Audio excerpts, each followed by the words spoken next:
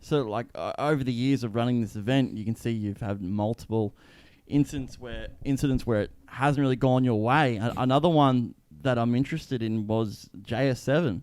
Yeah. You know, that had to be... How do you... That's the story. How did you do it? What was the story and the outcome of... How did you persevere through that? Well, the story was, I mean, we did a deal, had a contract signed with him, paid him a deposit, and 3 weeks out from the event, I think, his agent called me on the phone. I'll remember it vividly. Ryan and I were at a cafe, just having a coffee or a breakfast and just chatting like we do. Called me and said, "Hey, man, James is backing out. Sorry, man, but yeah, he's just hasn't. His wrist has been sore and he just hasn't." And I'm just like, whoa, what do you mean? And he's just like, "Yeah, he's backing out. Yeah, sorry, man." I said, "He can't. We got a contract. Like, we're too deep. This is like 3 weeks pre-event or whatever it was." Yeah, dude, it was close. So anyway, hung up the phone and I said to Sando, "Fuck, like we got some serious problems." Told him, and we literally booked a flight to go to the US for me the next day. Said, "I'm coming over to see you. We'll come over and we'll talk about it." This is to his manager, Roger. Yep. Roger Larson. Yep. So I got to the airport in the morning. Bilko, who's a good mate of mine, texts me a screenshot of a story that says James Stewart's pulled out of the SX Open. I remember seeing that, yep. So we hadn't even had a chance to meet, hadn't even been able to talk about it, and they've announced it to the world that they've pulled out. So, of course, I'm fuming, and then I had to get on the plane and go the whole way over there being furious. Landed, like no sleep, went straight to a lawyer. And there is some weird noise going inside the studio here. We're getting to. Mr. Swoopy's come in. So I literally landed at the airport, no sleep, went straight to a lawyer. That I've got friends in the US, so I've been there for many years. Straight to a lawyer's place and said, "This is what's happened, etc., etc. What can we do?" And basically pulled together all the evidence to say that the team had essentially, by putting out that announcement, they'd actually what's the word? They'd interrupted or breached. They'd hinted a contract. Yeah. We had a contract with James, but by them putting out that announcement, they didn't give us the opportunity to fix the problem or talk to him. So that's where they breach it. They breached it. They interfered is the word I was looking for. They interfered with the contract that we had with James. The team was separate to that.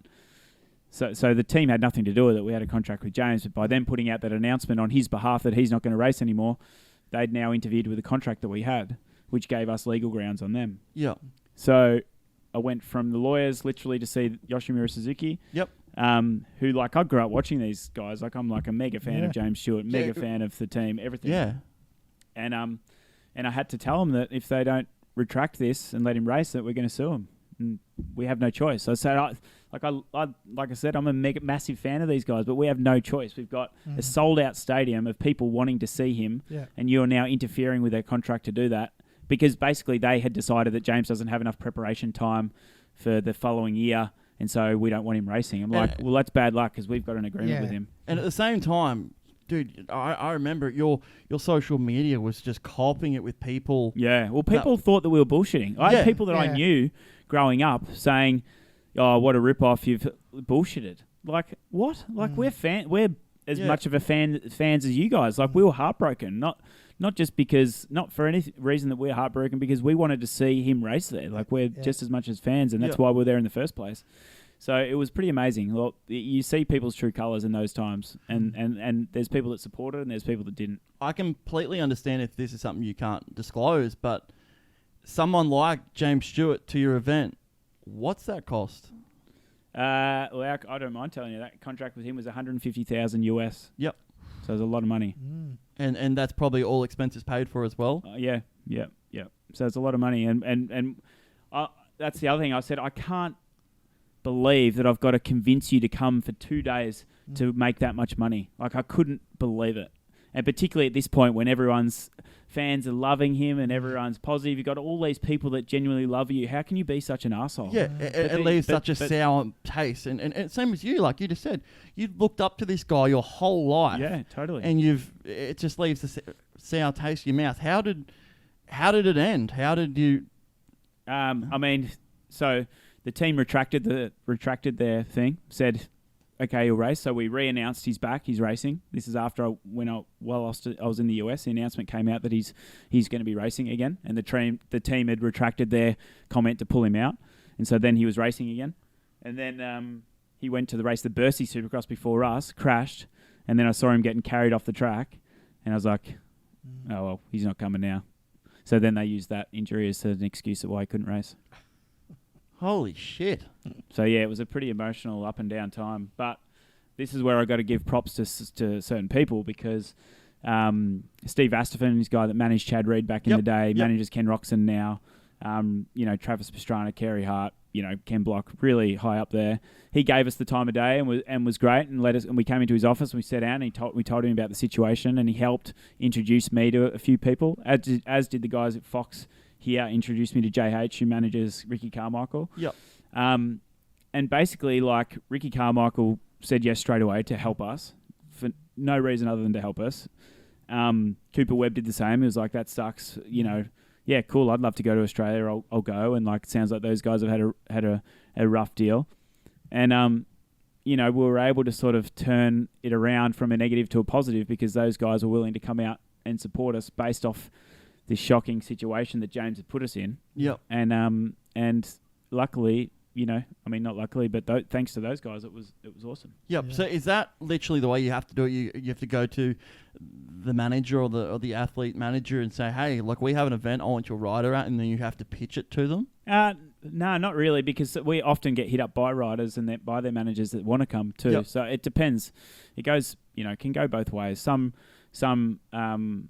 riders and teams are not interested. They're just not because they race in America and that's all they do. And that's fine. They're not, But there's other guys like, Jason Anderson, Dean Wilson, and even Ricky Carmichael and, and more that are keen and they love to travel and they love to see the world and they're just cool people, to be honest. Yep. And they love what they bring, to the events as well. Is there any, like, A-class riders that you've been close to getting and you just couldn't get it across the line? Is there one there that's just sort of been like, I don't know, your kryptonite? You're just like, I just can't get this person across the line? I would say Kenny's pretty close to that. Yeah. Like I said, it's a great relationship with Steve, his manager.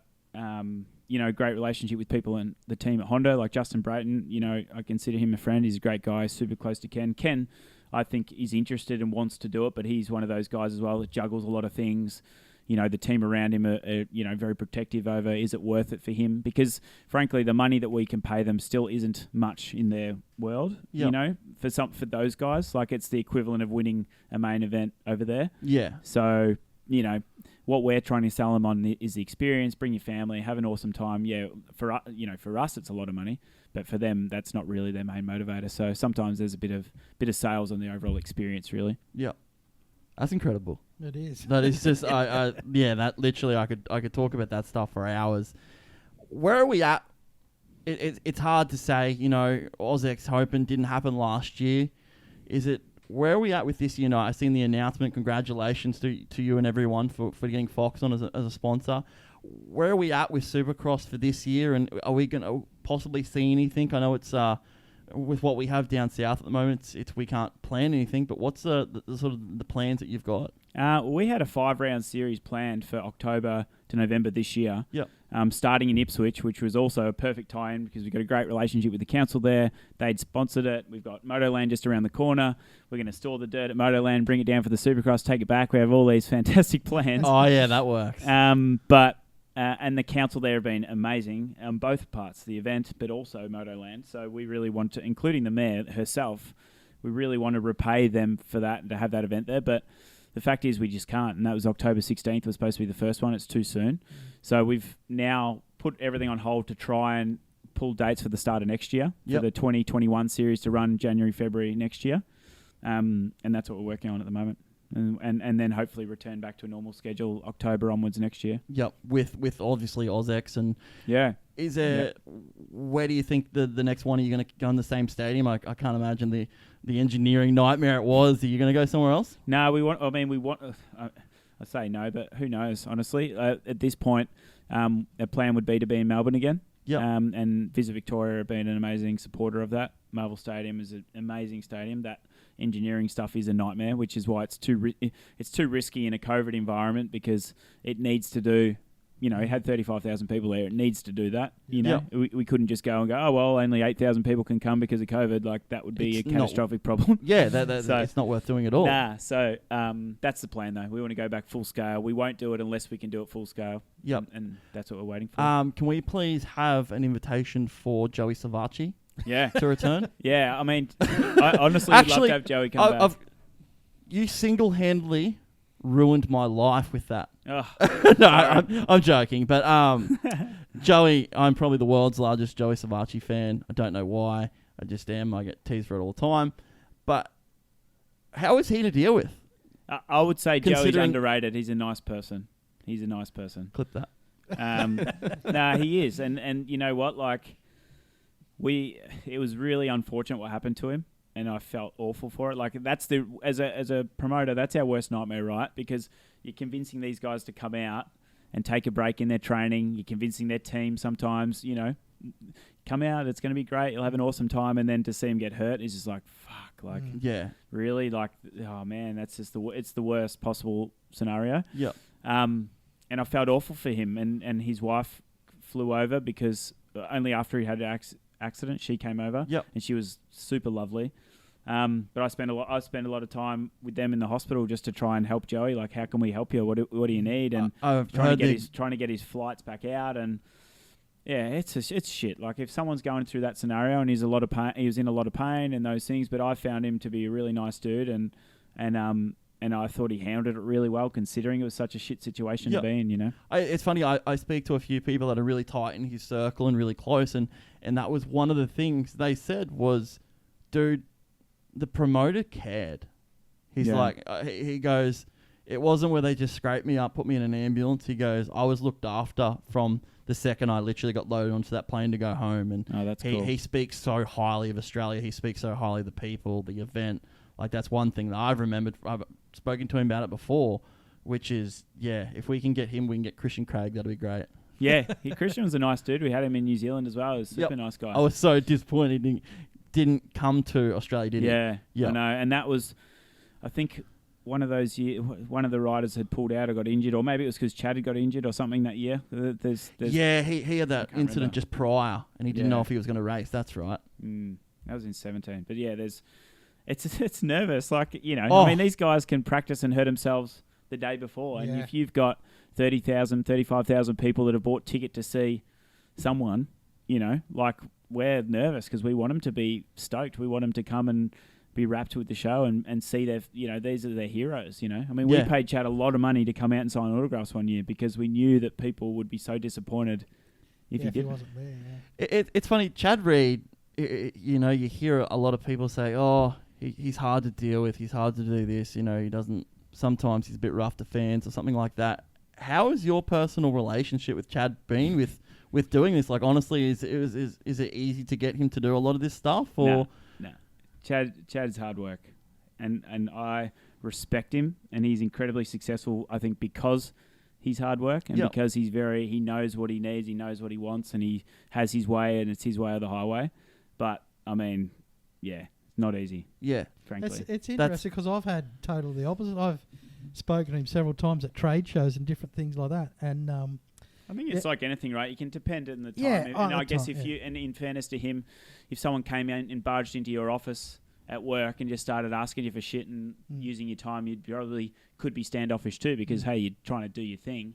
And he takes his job seriously. So there's a lot of, there's definitely a lot of good qualities. And we are friends. Like, I'm not saying that he's not, but he definitely, would be critical and say, he's high maintenance. Yeah, but that's what makes him what it is as well. Yeah, exactly. Like, I've heard that from multiple people. Another one I've always been asked, and someone said, if you ever get the chance to talk to Adam Bailey, Ron, the two-stroke, I've heard that dude is fucking full on. Like, yeah, that was. Did he get into trouble? Mate, lots of things. So he's like I imagine being a rock and roll promoter where it's just a nightmare trying to get these guys to mixing gas and hauling ass. You paid me $150,000. I'll hold it pretty wide open into a camera stand. Yeah, don't worry. Yeah. But like off the bike as well. Is he loose? Is he? Yeah, he's a wild man. He's a wild man. And I can see stuff just ticking over in your brain. Yeah, totally. It's shit he wanted to do, the shit that we wouldn't allow, because it's still a family event, right? But you know what? That first year particularly that he came, it was hilarious. And him and RC did an awesome job. And was that scripted? Honestly, they talked about how the race was going to play out, but I didn't know what was going to happen. I didn't know that he was going to send the bike and hit a camera stand that cost us $5,000. By the way, I remember watching it. And I was just like, "The fuck is going on?" So was I. So was I. And you're the promoter. Yeah. And it cost us $5,000. He hit that camera boom, and I was just like, "Oh my god!" And then the guys, it's put a dent in the side of it or whatever. But yeah, they just had that again, like. Ricky Carmichael is a fucking gentleman. He is the best bloke on the planet. He was willing to risk his own reputation to play around with this dude, you know what I mean? But he's so humble that he didn't care. He's not worried about what it might look like that Rodney Mack could keep up with him. He was all about the show, do it for the show. That's how humble and great he is. He doesn't need to prove anything. Whereas Ronnie, the second day on the first event, the second day, he got all in his head because he's got ex-racer kind of mental issues. He's like, I got to show Ricky that I'm racing him serious this time, and you could see it. So you see the first one, it was all about fun, and then the second night he got it in his head that he wanted to actually race Ricky, and Ricky was like, "Bro, are you serious?" And he tried to, which is why that show wasn't as good because. There was the fun element he lost his marbles and wanted to actually go after Ricky. I'm like, dude, you're kidding yourself. And you're just sitting there watching this unfold. And also, not only are you racing Ricky Carmichael, who's on a nice bike as well, a really good bike. That bike is a piece of shit. We literally bought it on Gumtree. That's the Screaming Eagle you're talking about. It was an actual piece of shit. I would never ride that track on that bike, let alone he actually thought that he was going to keep up with Ricky Carmichael whilst riding that piece of shit. I'm like, mate, come on.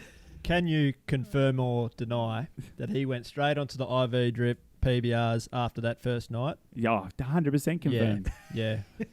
He was, we had to stop him smashing him during the day. And we had to be like, man, you just can't do that. It's a serious event. There's, there's insurance, there's all these things that go with it. If you didn't actually stop that, yeah, who knows what he would have done. Mixing gas and hauling ass. Is he welcome back? No. No way. The Australian government actually says no. Yeah. Australian government. No way. It was good while it lasted, but it's kind of like a dirty ex-missus that you'll never go back to, Well, no thanks. I appreciate the honesty, Adam. I really do. Regrets. Fun at the time, but no thanks. So Ricky's a nice bloke. He didn't even mind it when I run into him at Vegas. Yeah, that's right. Down the Can stairs. you do your Ricky Carmichael accent, please? He goes, "Oh, guy, that's okay." The Texas Ricky Carmichael. So I was at Vegas, and when you're in America, everybody walks on the right-hand side, and we walk on the left. So I'm coming out of the corporate box, and I'm hugging the spiral staircase out thing. So I walk down and straight in, and my missus behind me. Shit, I've just shoulder charged Ricky Carmichael. He's like, "Oh, don't worry about it, guy." He's just such a great bloke. Yeah. I love that guy. It's. I ran into him on track walk at Vegas one year, and I wanted to get a photo, but Aldon was with him as well, and he's jumping in the photo. I'm like. I want a photo with the good guy, not you fucking tool. What are you? Away. Fuck off. What are you going to do? Come and hold your protein shake up. Piss off. Get that forearm strong. Yeah, exactly.